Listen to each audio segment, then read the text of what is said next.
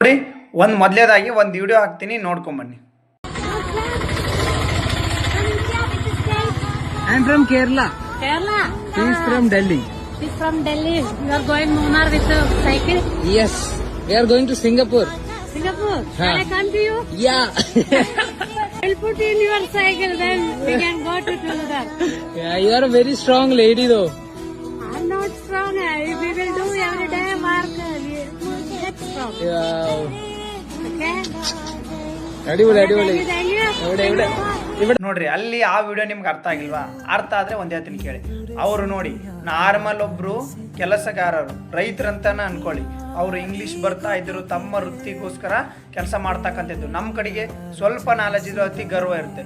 Second ಇನ್ನೊಂದು ಅವ್ರು ಏನ್ ಹೇಳ್ತಿದಾರೆ ಅಂತಂದ್ರೆ, ಅಷ್ಟು ಭಾರವನ್ನು ತಲೆ ಮೇಲೆ ಹೊತ್ಕೊಂಡಿದ್ರು ಪರವಾಗಿಲ್ಲ, ನಿಂತ್ಕೊಂಡು ಮಾತಾಡ್ತಾ ಇದ್ದಾರೆ. ನಾನು ಹೇಳ್ತಾ ಇರೋದು ಏನಂತಂದ್ರೆ, ಅವರು ಆ ಕ್ವಶನ್ ಕೇಳ್ತಾರೆ, ನಿಮಗಿದು ಕಷ್ಟ ಆಗ್ತಿಲ್ವಾ ಅಂತ ಕ್ವಶನ್ ಕೇಳಿದಾಗ ಅವ್ರು ಏನಂತಾರೆ, ಡೈಲಿ ಮಾಡೋದ್ರಿಂದ ನಮಗೆ ಇದು ಏನಾಗುತ್ತೆ, ನಾರ್ಮಲ್ ಆಗಿರುತ್ತೆ ಅಂತ ಹೇಳ್ತಾರದು.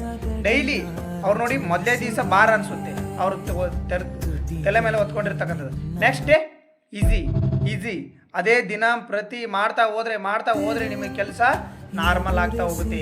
ಆ ಕೆಲಸ ಅವರಿಗೆ ಭಾರ ಅನ್ಸಲ್ಲ. ಅದೇ ಸ್ಪರ್ಧಾತ್ಮಕ ಪರೀಕ್ಷೆಗಳಲ್ಲಿ, ಯಾವುದೇ ಪರೀಕ್ಷೆಯಲ್ಲಿ ನಾನು ನಿಮ್ಗೆ ಹೇಳ್ತಾ ಇರೋದೇನಂತಂದ್ರೆ, ಯಾವುದೇ ಒಂದು ಸಬ್ಜೆಕ್ಟ್ನಲ್ಲಿ ಯಾವುದೇ ಏನಾಗಲಿ ರಿವಿಷನ್ ಮಾಡ್ಕೊಂತ ಹೋದ್ರೆ ನೀವು ಯಾವುದೇ ಸಬ್ಜೆಕ್ಟಲ್ಲಿ ನಿಮ್ಗೆ ಈಸಿ ಆಗ್ತಾ ಹೋಗುತ್ತೆ. ನೀವು 10 ಅಲ್ಲ 100 ಪರೀಕ್ಷೆಗಳನ್ನು ಪಾಸ್ ಮಾಡೋಂಥ ಎಬಿಲಿಟಿ ಬರುತ್ತೆ. Main thing revision perfectness, discipline is nothing but ಏನು ಕಂಟಿನ್ಯೂಸ್ ಒಂದೇ ತರನಾಗಿರ್ಬೇಕು, ಒಂದೇ ಸೈಕಲ್ ಇರ್ತಕ್ಕಂಥದ್ದು. ಓಕೆ, ಅರ್ಥ ಆಯ್ತಾ?